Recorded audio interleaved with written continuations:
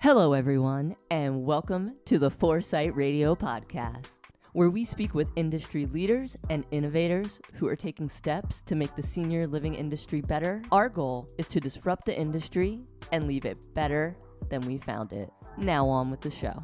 Hello, everyone, and welcome back to another episode of our Foresight Radio podcast. I am so excited for this episode. This is a long time coming. This is someone that I connected with on LinkedIn because we run in somewhat of a very similar circle of like-minded and incredible people in the senior living space. So I am thrilled to welcome my guest today, Dean Palomboro. Hello, sir.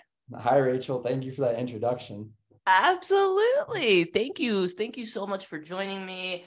I am so excited to hear your story and your journey into senior living. Like I was saying in your intro, we connected on LinkedIn, which is such a great tool. And I know we're going to talk a little bit about kind of social media in the senior living space in our conversation. But yeah, again, welcome to the show. And I want to start kind of at the beginning and where this journey in senior living started for you, please. Yeah. So, I had two kind of stories into it. So through an informal caregiving, growing up, took care of my grandmas with my family a lot. My one grandma lived a block down the street, and my other grandma probably lived 7 minutes away.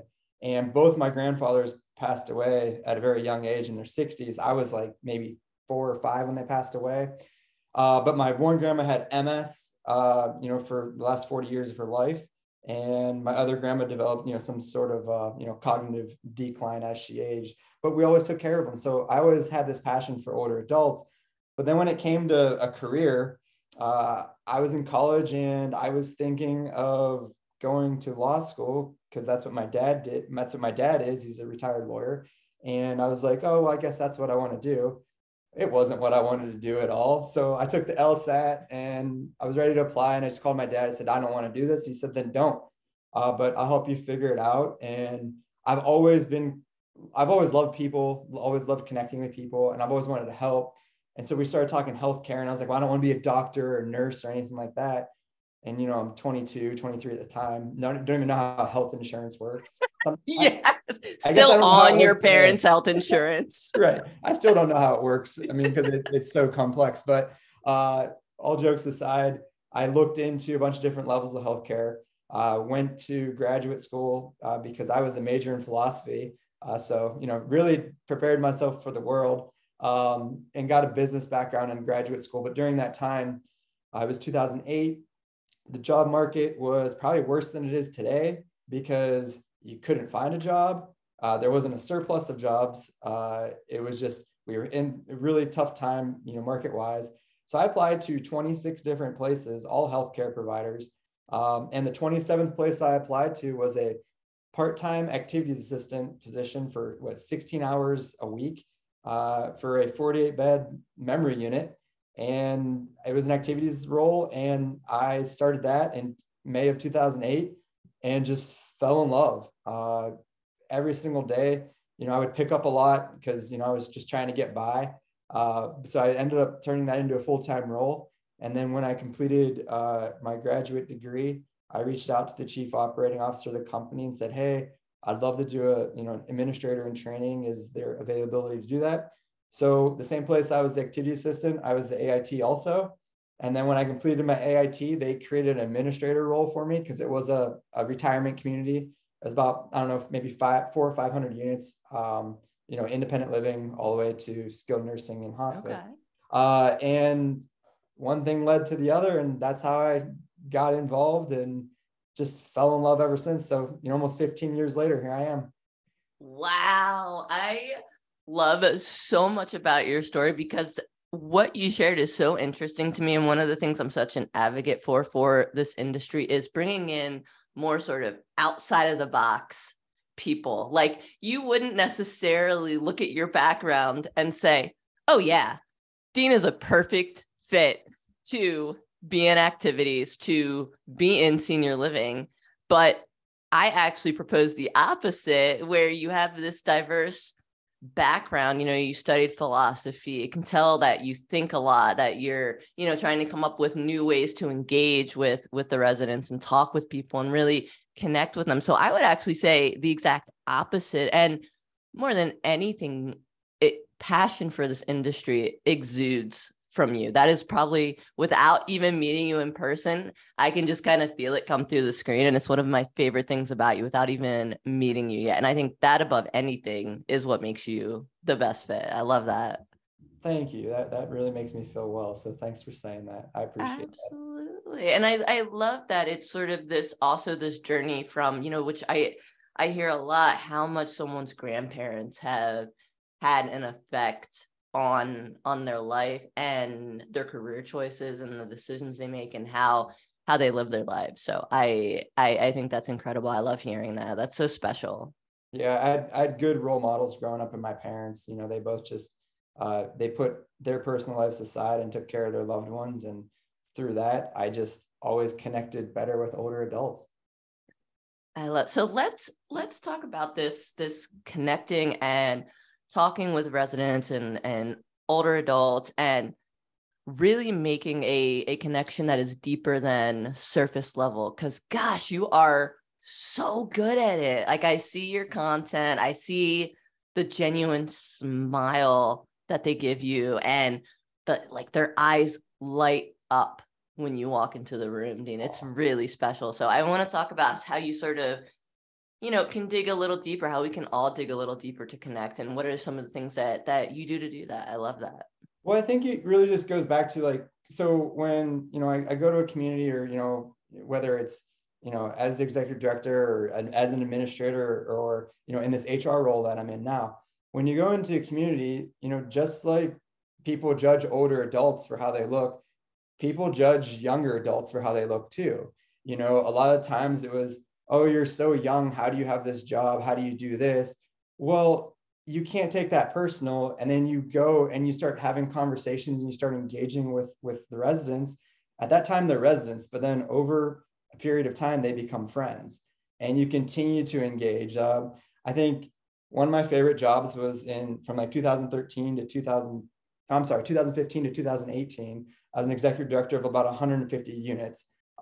My first time having my own retirement community, and going in there, I made tons of mistakes, but I leaned on the residents a lot for guidance because they've gone through it before. And maybe we didn't always agree on things. And I would obviously, I bring my own shoes and wear my own shoes. But at the same time, I respected what they were telling me. I respected where they were coming from. And it just turned into being this mutual respect.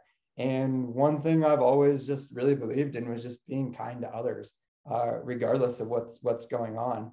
And I'm a human being. We have good days and bad days. We say things we don't always necessarily mean. We say things that we wish we could take back. But what you learn from older adults is that's okay, because you will get through it. And, sometimes you don't get over things, you just get right through it. And so I think having that connection and just relying on them to help guide me has been very fruitful for both of us. That's awesome. If that is the one key takeaway I would want anyone that is listening when this podcast comes out to take away, is to lean on your residents. I don't feel like we do that enough. I think the residents' voice is kind of lost, and it's literally the key piece to this puzzle. It's the number one reason why we do what we do. And I think a lot of, especially what's going on in the sector now, obviously staffing is a problem, reimbursement's a problem, but everyone's looking to the outside to come save us. Well, let's look inside. Let's look at our people. The residents are why we exist anyways. So why not make your company all about the residents and the people that serve them? 100%. Our founder here at Foresight, Steve Moran, his big thing is, our mission at Foresight is to make the lives of those who work and live in senior living better. And that, I think, is something we can all get on board with. That is not polarizing. That is not political. And that is exactly why we should all be doing, what we're doing in this industry and want to be a part of it. 100%. Yeah. And like, there's a lot of, M&As out there right now, a lot of joint ventures. I don't necessarily know how much those directly benefit the residents as much as it benefits the pockets of investors, pockets of other CEOs. And that's not a shot at anybody. It's just, we have to look at it like, okay, I get it. It's a business. You have to run the business, but we don't have a business if we're not providing high quality care and services to the people we serve. Absolutely. I couldn't have said it better myself. Dean, I want to dig into, we're talking about the resident's voice. And I'd be curious to kind of hear, throughout all of your interactions, I'm sure it's been hundreds, but is there one or maybe like a handful that stand out to you of, interactions with these older adults, your residents, and, advice they've given you or something that's just really stuck with you over time? Yeah, it was in 2018. And I said, oh, wow. You knew right off the bat. I knew exactly Wow. when it was. Awesome. I can't wait. Please. It was probably June of 2018, probably the second week of June. And I had accepted and received a promotion to be the executive director at Ohio's largest life plan community. It's about almost 800 residents and almost like 450 employees. I was taking the helm after a visionary and legendary leader of 31 years at the same location. And so, obviously going into there, you kept hearing how big the shoes were that I had to fill. Like, how are you going to do this? Oh my gosh, you're so young. You're not going to get this. Like, how are you going to lead this community of a bunch of old people? Well, this one resident, I was walking in to do a speaking event, and he calls me over and he goes, "Hey, come here." And I said, "All right." He goes, "Hey, I'm John." I said, "Hi, John, I'm Dean." And he goes, "I want to tell you something. I'm sure you're hearing you have really big shoes to fill." I said, "Yeah, that's all I'm hearing." He goes, "Well, I want you to tell you something. Those shoes that you have to fill, those are old shoes. They're dirty. They don't fit you. Those aren't your shoes. Put those shoes in the trash, and the shoes you're wearing, those are your shoes, and bring your own shoes." And from that point on, I was like, that is so true. It's so simple. Be yourself. Okay. Not everyone's going to like you. Not everyone's going to love you. But if you do the right thing, 9 times out of 10, more people are going to, understand you, believe in you, and show that same type of kindness back to you that you're showing them. And that's been really a big turning point in my career, was in 2018 when I heard that. And that's what I've done, is I just brought my own shoes everywhere I go. That's so cool and so hilarious. They're dirty. Throw them out. Don't even worry about it. Mm-hmm. He's like, they're worn. They're, and so it was cool. So then maybe this past year, I talked to John again and I said, "Hey, remember what you told me?" And he just remembered exactly what he told me. And I'm like, see, that's awesome. So that's definitely one that really sticks out as some of the best advice I've received over the last, 15 years. That's awesome. I love how that has stuck with you. And I hope I'm not overstepping, but it seems like really guided the rest of your career too. It has, especially, as a content creator, you really need to have a lot of courage to do it. Because I think there's a misconception out there that it's super easy to do. The easiest part's what we're doing right now, recording our conversations and going from there. Then we have to go edit, write captions, write the copy, figure out all that, right? But the hardest part is putting yourself out there. And it takes a lot of courage to do so. And if you do what you're saying and you say what you do and you believe what you say, then putting yourself out there is pretty easy. But you still have the dark days where you're like, I don't know if I want to put that out there. What if it doesn't get likes? Well, who cares? Like, that's what it's not about that. No, 100%. And I think you hit on the most important part about content creation, which is just be yourself. Yep. Show up who you are, no facade. And that's really what makes people gravitate to you. You want those likes, you want engagement, you want interaction, then cut the crap. Right. Be yourself, and people will show up for you, because by being yourself, you're showing up for them. Exactly. So I think I couldn't agree with you more. And I love that you touched on content creation. This is one of my favorite things that I am excited to dive in with you. So, for anyone who's listening that doesn't know a little bit about my background, I have been in social media and branding pretty much since 2008, started blogging, filming these ridiculous little like handheld clips with my phone and all of this. So I love the space. I've had a YouTube channel for forever. And obviously now working for Foresight, we have our Foresight YouTube channel, which I am absolutely in love with, and the content that we put out there. So I really, really want to encourage people. And again, our founder, Steve, is like, look, video is where it's at, and it doesn't have to be perfect, but it's such a great way to highlight your community, highlight the work you're doing, and just talk about, issues that need to be talked about in senior living. So I say all that to say that I think you are hands down one of the best content creators out there, because you highlight truth, right? Like, you're putting real experiences out there. So to back up a little bit, I want to kind of hear what about that resonated with you about creating content in senior living. What were some challenges you faced at first, like when creating content? I think just going back to the very beginning when I started in senior living in 2008, I grew up on social media. I grew up with a computer. I grew up, it started out as AOL, then AIM, and then Facebook comes, and then, oh my gosh, but I fell in love with it. But I always let people's opinions about people that created content talk me out of it. So I never did it. And, 2020 rolls along, and I started communicating weekly to all the residents of the community through video, and it was so effective. And then you see what the media is doing to our industry and the sector, and it's negativity. Negativity is always louder than positivity. So then I was just like, you know what? We have to start creating more content and showing the true behind the scenes stories of what's going on. And this was prior to 2020. So in 2019, I started posting every Friday on LinkedIn, and just to see what it was doing. And each week I'd gain a little bit more traction. Then I stopped because the pandemic happened, and obviously I had a community to run and had to adapt and adjust. So then when I got back into it, I just decided to go full go. But with that being said, there's a lot of perceptions around it. I think there's a misunderstanding too. I think in our sector, from a marketing standpoint, it's always like everything has to be perfect because we're tainted by the Instagram, filters of the world.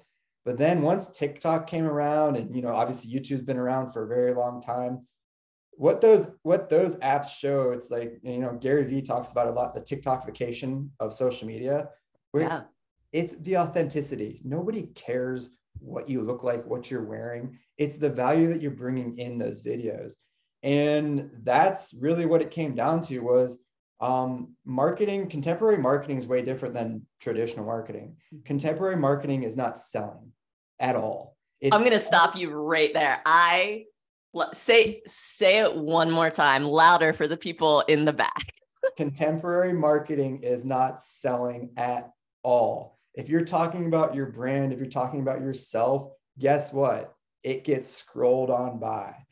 Also, if you have your logo doing the talking, nobody cares about your logo. They want to do business with people. They want to do business. They want to build that relationship. And that's what you can do with social media and content. You can build an online community that can convert to a physical community.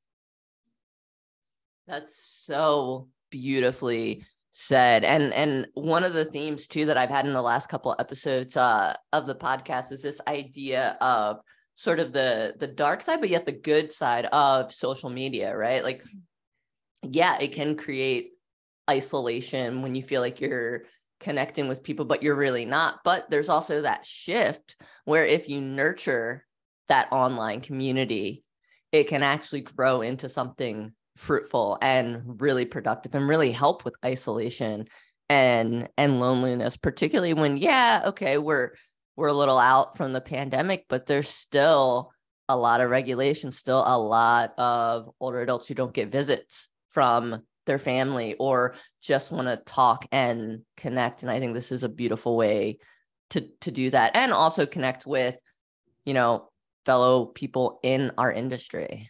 Oh, absolutely. And speaking to that is, you know, I have hundreds of videos where I interview residents, and my favorite part is when, you know, you have a video that just reaches an insane amount of people. And then when you start reading the comments, because that's how you build community, you got to go through the comments, respond. When you start reading the comments, then it's like, hey, that's my grandma, or hey, that's my grandpa. And then you're turning this into, this is a way that the grandkids that are away at college, or maybe they're overseas studying abroad, they're able to connect with their grandparents through social media. And I don't know, out of the millions of comments I have, like, I can literally count on one hand the negative responses that I've gotten. And that's how powerful and impactful it is.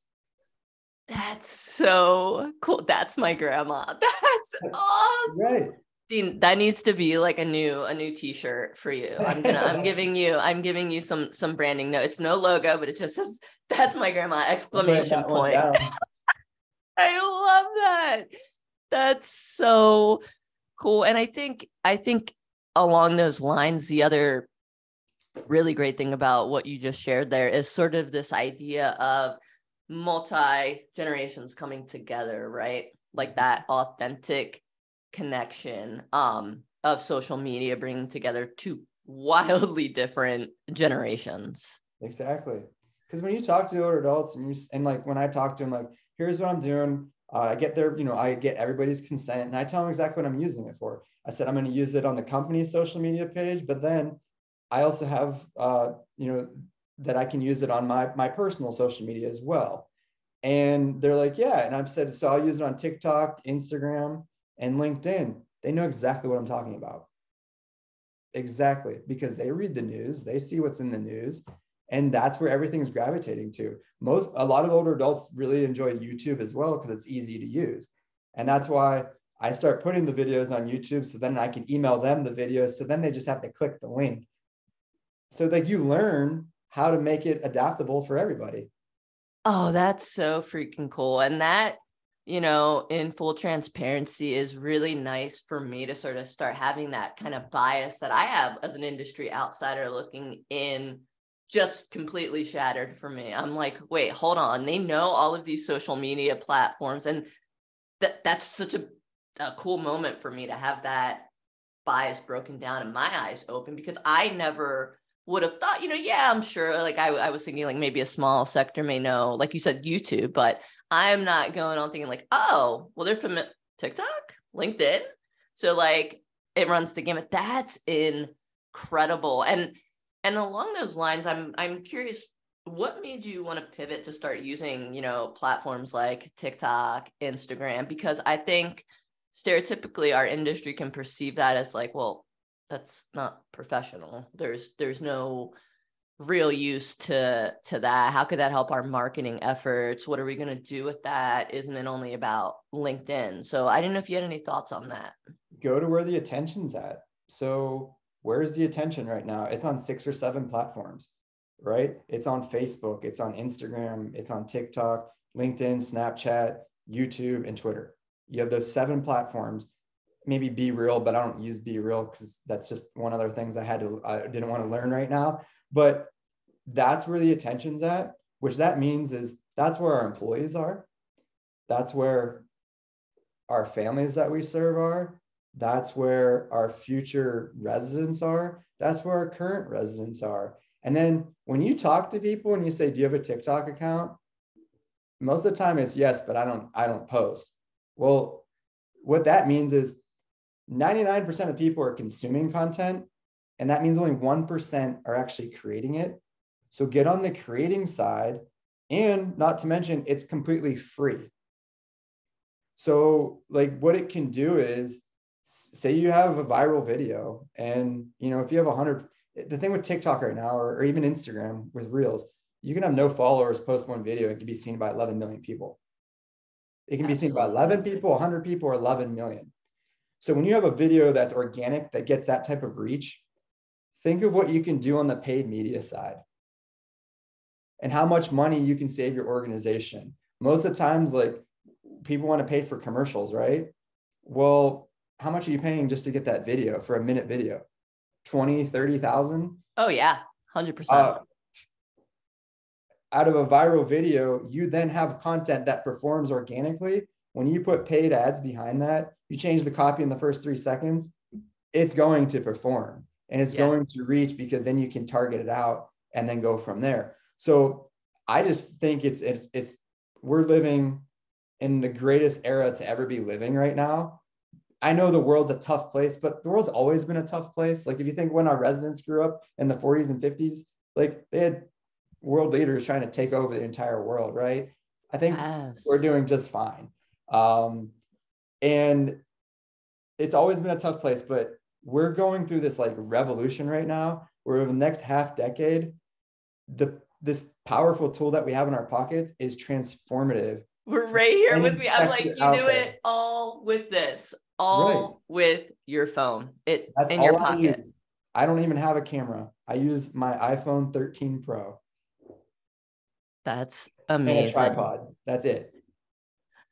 Apple, if you'd like to sponsor the podcast, I can fit Apple, you in right after that, right there. We have the reach, Apple. Oh my gosh. No, you make such a beautiful point there, where it's like, it's simple, it's in your pocket, and it doesn't have to be perfect. It doesn't have to be super time consuming. And it also, again, doesn't have to be this huge production. Right? Because I don't feel like that's what people are looking for. Like, yes, it has to be watchable. Let's take a moment, like have a moment of honesty. Like, yes, it can't be blurry. You got to hear the audio. But other than that, I mean, we're not looking at like you said, this $20,000 commercial that's produced. It's going back to that authenticity too. Like, what looks more like the real depiction of a community. Right, exactly. I mean, when I make a purchasing decision, I don't do it because they use Curry or New as their font on their video, right? Like, I do it because what that video is telling me is very value driven. And I think the other opportunity we have, if you think about it too this way, who watches NBC at 9:00 on a Wednesday night? No one, right? What are you doing? You're either streaming something on, Netflix, Amazon Prime, Hulu, whatever, or you're consuming video content on one of those 7 platforms. And that's TV. TV 3.0 is video on social media. That's where people are watching. That's what people are doing. Like, TikTok is a huge search engine, where if you just type in how to find a nursing home, you'll find all kinds of stuff pop up. If you just search up, how do I don't know, paint a wall, you'll have millions of tutorials on how to do it. And it's in short form content. Absolutely. I mean, it's digestible. It's where also the adult children of your potential residents are looking, and potentially looking to also learn about where they are putting mom or dad. I think it's an incredible resource. And also, I want to touch on one of the things too about using, TikTok in particular, is that immediately after you post, you have access to that video on your phone. It automatically downloads. Yeah, I know there's algorithms that can affect your reach, but you can also repurpose that content and put it right on your company's LinkedIn page, on your personal LinkedIn page, depending on which one you think it has more use. But you can absolutely use that, as opposed to having to record something again or thinking that you have to post it organically within LinkedIn. So I just want to encourage people to do that, and also to keep at it. Like, you are not going to have it would be such a rarity to have a viral video on the first time you try to execute something like this. But to that point, though, don't let that discourage you. Keep at it. Foresight, Steve started this 12 years ago now. But the thing that set him apart from anyone else trying to do something like that is that he did not stop. Right. Consistency is absolutely key. And the other thing too is, don't chase virality. Like, that's not what it's about. You have good content, it'll go viral. And most of the time I feel like it's just pure luck. But what you want is you want that consistency of always posting. You want that consistency of always getting that 1,000, 2,000, 3,000 views, because that's your community. You can have all the followers in the world, but if you have that consistency, you're like, think about that. You're making an impact. Like, one thing I always tell myself, like on my TikTok, like I think I have like 4.2 million likes. That means 4.2 million people took the time to like my content. Like, that means so much to me, but that's not whatever I was chasing. But what that means too is there is a population out there that loves this type of content, this type of storytelling. And what it does on top of it, it builds this awareness to, I think, one of the fastest growing sectors in this nation. I mean, that's incredible. I'm still blown away by that number. That is staggering, Dean. Wow. That's incredible that you have that reach. And I think the beautiful thing about that is that it's not lost on you. And the purpose of having that reach for you is to get information out there to make this industry better. So do you consider using like this content, like, I know we briefly touched on it, but like as a recruiting tool? Because one of the big things I would love to see is having millennials and Gen Zs, and this is not an ageist way, but, we got to build a foundation for a future for this industry in order for it to thrive and really serve older adults 10, 20, 30, 40 years down the road. We got to start laying the foundation now. So have you considered that, like, as a recruiting tool, or sort of opening up the eyes to millennials and Gen Zs, on using those platforms? Yeah, it's a huge recruiting tool. That's actually what my role is now. My title is Director of Vibes, which I think is awesome. Incredible. That's funny. It is a title, I get that. But really what it really goes down into, it's really getting out there with the people, and ensuring that people are happy, but then finding out why. And I do it through interviews. And then I share, so a lot of the content that I share with Foundations Health, it's more employee facing, where the resident content I use more on my personal page, because I use my personal reach to then drive people to our Foundations page, because it's starting from scratch. In like I guess 8 weeks that I've been creating content now, our applications are already up, and that's all through organic. We haven't run any paid media against it yet, but we do have a few viral videos that after the first year, I just started, actually today I posted our first Instagram.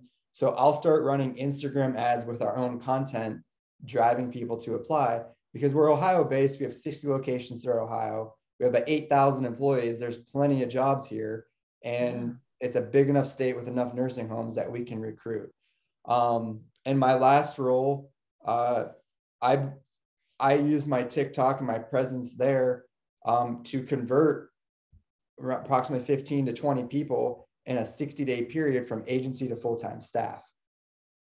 Just by talking, like, hey, are you on TikTok? Follow me on TikTok. That way you can see the people that we serve, kind of see, what I'm all about as the executive director, and people just gravitated to it. We had hiring events. I would just go up, start talking to people. I'd have them follow me on TikTok. Next thing you know, they're employees. And it was working. That's awesome, because I think, again, it's going beneath the surface and it's painting a real depiction of what the day-to-day looks like in the industry, and really giving, again, millennials and Gen Zs this understanding, because this sector isn't really talked about. There's not a lot of, higher education buildings and opportunities and that are teaching this. So you don't really have that opportunity to learn about this industry via higher education. Like, you did philosophy, I was English writing. There's nowhere where you don't see senior living or that kind of major things to learn about or look into. And I think this industry can really thrive on, one, using unconventional recruiting tools, and also recruiting unconventional staff, because I think that outside of the box combination is really going to make the industry better. Correct. And like the other thing too is all of our teams, they're on social media, they're creating content, they're at work, they're on their phones. Well, if they're on their phones at work, encourage people, hey, tell me what's going on in your day. Take a video, send it in so we can post it on our channel. That's where this can go. you can create an entire company of content creators that can give you a 10-15 second video to share with everybody.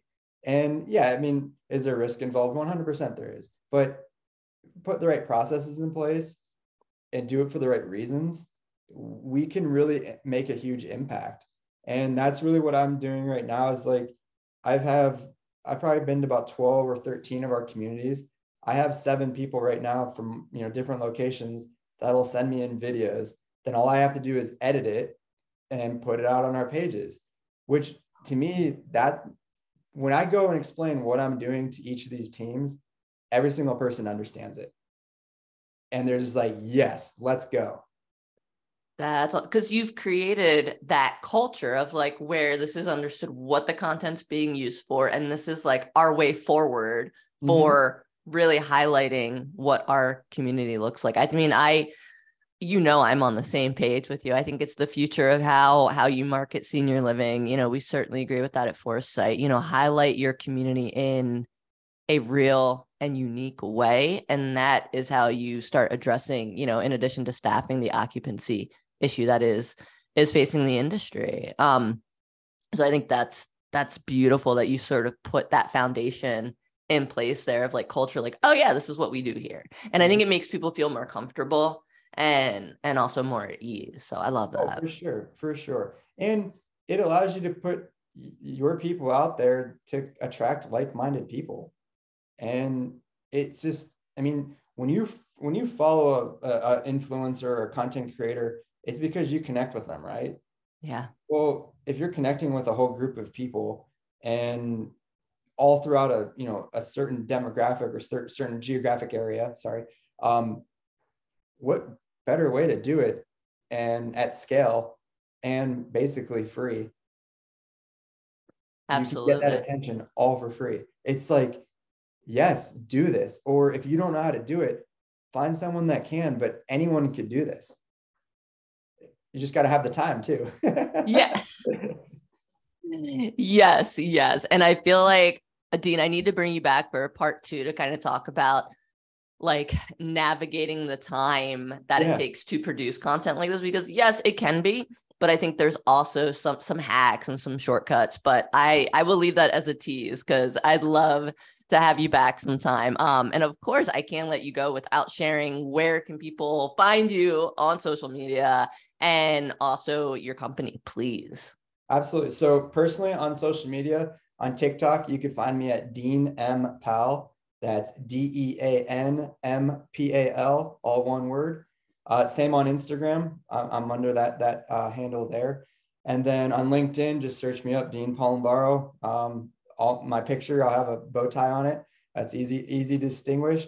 And then you can follow my company on TikTok at Foundations Health and on Instagram at Foundations Health Solutions.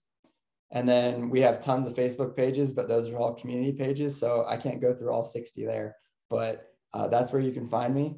And then also another great one to follow on Instagram that I always love to shout out. It's a friend of mine, Nathan Jones, Senior Living Stories. On that one, he shares viral content of older adults that he finds all throughout the internet. And the impact has been pretty cool to watch that page grow as well. Beautiful. That's awesome. And in closing, Dean, I got to know, what is your favorite thing about working in senior living? The people. I truly believe some of the greatest people I've met in my life are people that serve older adults and the older adults that we serve. It's just something about it. I've been fortunate to only work at 3 companies the last 15 years in this sector, which is not a lot of people can say that. But one thing remains consistent and constant, no matter what company I'm at. The people at these communities, the people in home health, the people in hospice, they're the culture of the organizations. They're the reasons that people stay 15, 20, 25 years in these roles, because it's more than just a job when you're working in this sector. And, I know a lot of, business experts say, don't make your job, your personal life too. Well, we have no choice because we're serving people, and we're serving people at a very intimate time in their lives. And I just think the people that do this for a calling and their service to others are just the best thing about this entire sector. Thanks for listening to Foresight Radio. You can go ahead and subscribe wherever you get your podcast. That's Apple Podcast, Stitcher, Spotify, and of course, you can listen directly on our website. Thanks for listening and thanks for joining the conversation. We'll talk to you soon.